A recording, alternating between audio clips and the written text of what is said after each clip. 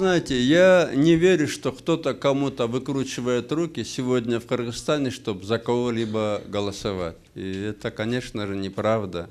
И если какое-то количество учителей призывает голосовать за СДПК, возможно, они больше доверяют просто этой партии, потому что на сегодня я считаю, что это партия, которая очень ровно идет, и она обещает то, что реально исполнимо.